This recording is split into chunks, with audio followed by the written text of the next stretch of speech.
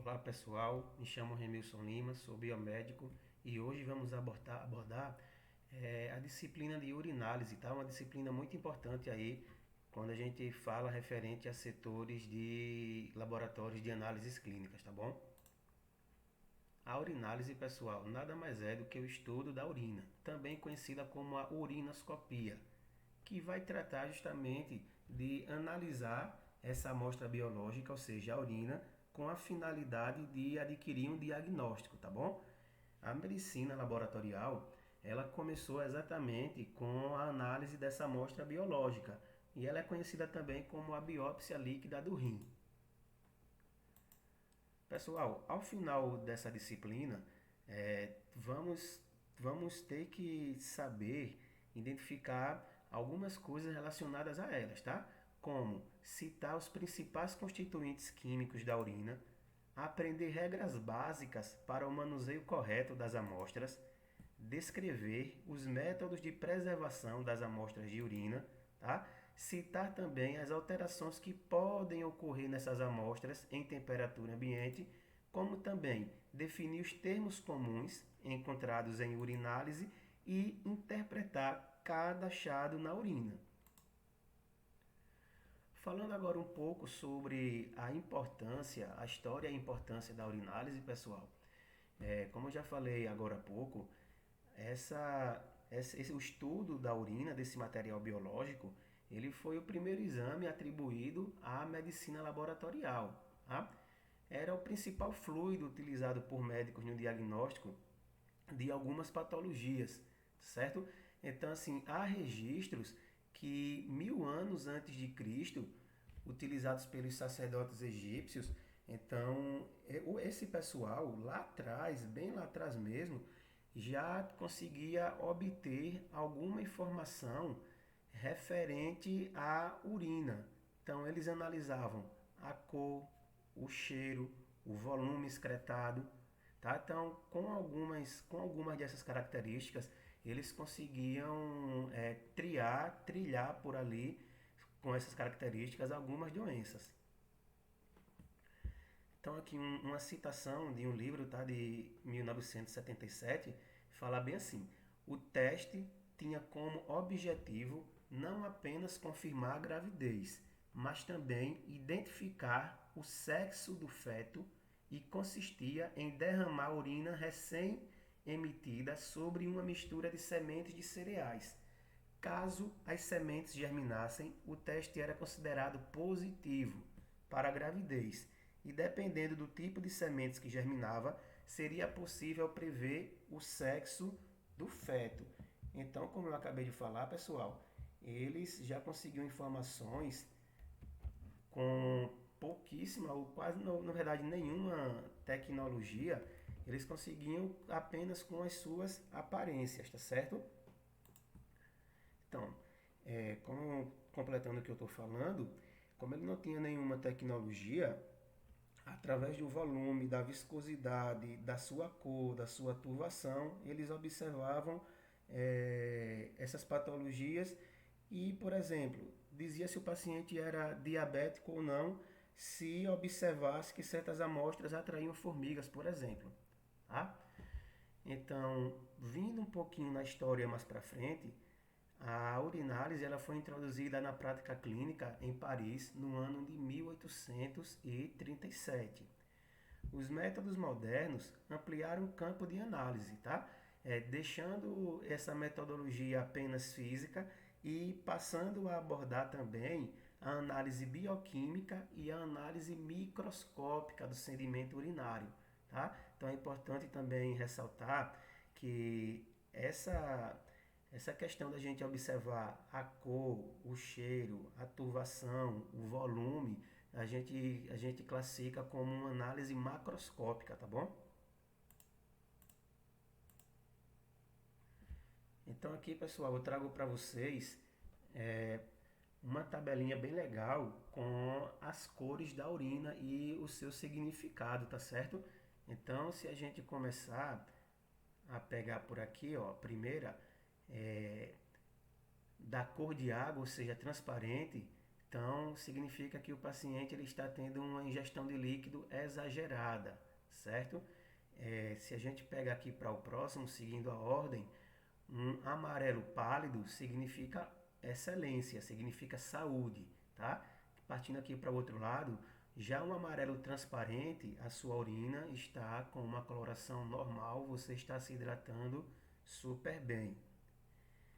O amarelo escuro, ele também é normal, mas necessita beber um pouco de água.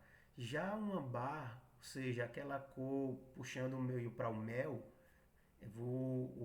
a urina ela já consegue nos passar essa informação de que o paciente ele está desidratado, tá?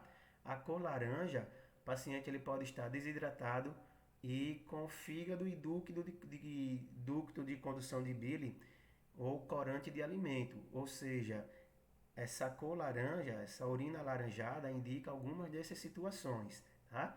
O marrom, muito desidratado, uma doença hepática, certo? O rosa avermelhado pode ser de uma verdura que você comeu ou pode ser também sangue na urina, tá? E um azul ou um verde, tá? Que existe sim urina, pacientes que urinam azul, tá? Com a característica de urina azulada ou esverdeada, tá? Que pode ser por conta de uma doença genética rara ou uma bactéria ou um corante de medicamento ou até mesmo alimento, tá bom? Ou seja, o que é que esse slide mostra para a gente? Que só a cor da urina já consegue nos passar informações relevantes como é que está a saúde desse paciente.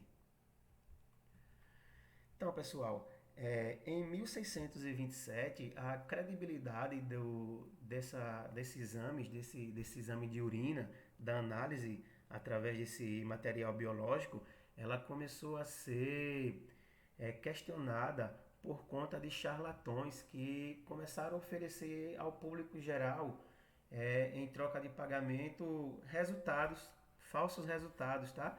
Que foram eles também, eles passaram a ser conhecidos na verdade como os profetas do xixi. E isso na época prejudicou muito aos médicos sérios, os médicos que desenvolviam pesquisas, tentavam desenvolver alguma ferramenta que fosse de maior precisão nessa análise da urina, e foi aí que começou a prender esses charlatões e as primeiras concessões de licença médica na Inglaterra começaram a surgir, tá? Então, em 1627 a gente tem as primeiras concessões médicas causadas por esses charlatões. Então, pessoal, continuando, a urina, ela pode ser explicada a sua popularidade de duas maneiras, tá? A primeira é porque a amostra é de fácil obtenção. Em qualquer local, em qualquer laboratório, em qualquer cantinho, a gente consegue obter uma amostra desse material biológico. E a urina também ela fornece várias informações sobre funções metabólicas de maneira simples.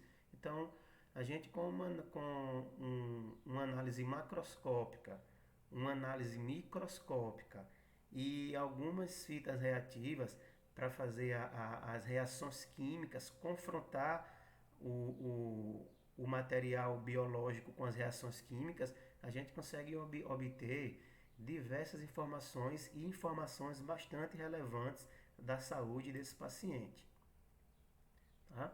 Atualmente, os testes de urinálise eles servem para detectar doenças renais, como o exemplo da pielonefrite, que é uma infecção bacteriana, ou um tumor renal, tá? Diabetes mellitus, tipo 1 ou tipo 2, serve também para diagnosticar hepatopatias, exemplos, hepatites, tá? Ou cirrose, e triagens metabólicas, que é muito utilizada no mundo esportivo, né? Que são os famosos antidoping, tá bom? Falando agora, pessoal, um pouco sobre a anatomia do trato urinário e também da anatomia renal, certo? O trato urinário, pessoal, ele é composto por dois rins, do lado esquerdo, do lado direito, tá? Fica ao lado e próximo à vértebra, certo? Desculpa. Dois ureteres também, um de cada lado, conectado aos rins. levando a urina para a bexiga, tá? Composto por uma bexiga e composto pelo canal uretral. Então, essas estruturas formadas por dois rins, dois ureteres, bexiga e uretra, vai formar o nosso aparelho urinário, tá? Vai formar o aparelho que ele é responsável pela confecção, pelo armazenamento e pela excreção da urina. Então, o sistema urinário ele é constituído pelos órgãos uropoéticos, isto é, incumbidos de elaborar a urina e armazená-la temporariamente, até a oportunidade de ser eliminada para o exterior, tá bom? Falando um pouco sobre a anatomia renal, pessoal, o rim ele tem a forma de feijão, certo? Ele pesa aproximadamente 150 gramas, tem cerca de 12 centímetros de comprimento, tem 6 centímetros aproximadamente de largura e 2 centímetros e meio de espessura. E cada rim, informação super importante, cada rim possui aproximadamente 1.200.000 néfrons, tá? Que são esses néfrons responsáveis pela formação da urina propriamente dita, tá bom? Aqui, pessoal, eu trago para vocês um rim, um rim humano bem fresco aí, bem saudável na imagem, tá certo? E aqui a gente consegue enxergar, pessoal, o córtex renal, essa parte aqui mais periférica, tá? Mais lisinha. E aqui dentro a gente consegue verificar a medula, tá certo? A medula renal aqui, que são essa, como é que eu posso falar? Essa estrutura aqui onde eu estou passando o mouse para vocês, tá bom? Então, falando um pouco sobre a formação da urina, o processo contínuo de formação, aliás, ele é um processo contínuo de formação pelos rins, né? Ou seja, durante as 24 horas diárias, o nosso rim está produzindo urina. Ela não para, não cessa, tá certo? A gente dorme, acorda, adoece, fica saudável, mas os rins não param de funcionar um só minuto sequer, tá? A gente pode falar também que é ultrafiltrado do plasma e é reabsorvido glicose, aminoácidos, águas, proteínas e outras substâncias. Ou seja, então, falando a grosso modo, os nossos rins ele trabalham como um seletor, o que serve para voltar para o nosso organismo, tá certo? Vai subir novamente para a corrente sanguínea e o que não serve vai ser eliminado. Então, a uretra, a uretra, aliás, o ureter, ele vai levar o que não serve mais para estar dentro do organismo, para ser armazenado na bexiga e quando tiver uma oportunidade, a bexiga vai mandar para o meio exterior, tá certo? Então, falando um pouco sobre a composição, a ureia e outras substâncias orgânicas e inorgânicas dissolvidas em água. Que substâncias são essas? São sódio, potássio, magnésio, cálcio, amônio, ácido úrico, hormônios, vitaminas, alguns medicamentos e outras substâncias também, tá? Mas aqui eu defini para vocês as substâncias mais encontradas. As variações dos valores individuais de cada um vai depender de influências. Essas influências ela vêm como ingestão alimentar, se a pessoa bebe bastante água ou não, se ingere alimentos que contenham muito líquido, tá?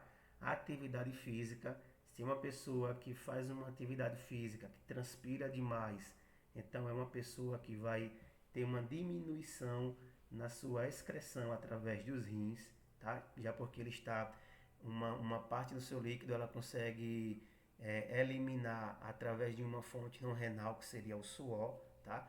Depende também do metabolismo de cada indivíduo e também das suas funções hormonais, que é a função endócrina, tá bom? Falando de volume, depende muito da quantidade de água excretada pelos rins. Isso vai depender do nível de hidratação corpórea. Então, quanto mais líquido, quanto mais água eu bebo, maior será a quantidade de urina que eu vou conseguir eliminar. E os fatores que influenciam no volume de urina, pessoal, como eu falei, são as ingestões de líquidos, a perda de líquidos por fontes não renais. A gente acabou de falar, uma pessoa que se movimenta muito, uma pessoa que faz exercício físico regular, tá? Ela vai ter essa eliminação por fontes não renais e também através da variação do hormônio antidiurético. Se você tem um distúrbio para mais ou para menos, também vai influenciar de maneira final a quantidade do volume de urina que você vai ter a capacidade de excretar ou não durante o dia, tá bom? Uma pessoa saudável, ela tem um volume diário de mais ou menos 1,2 litro a 1,5 litro de urina excretada todos os dias, tá? Porém, um valor entre 600 ml e 2 litros é considerável normal, é aceitável em termos laboratoriais. Então, pessoal, essa aula hoje foi apenas uma introdução sobre a disciplina de urinálise, tá? E aqui fica o meu recado, tá bom? Quem pode, quebra o ciclo. Então, se você pode ficar em casa, fique em casa, porque o Covid-19 no nosso país, no dia 2 de 4 de 2020, ele ainda não atingiu o seu pico.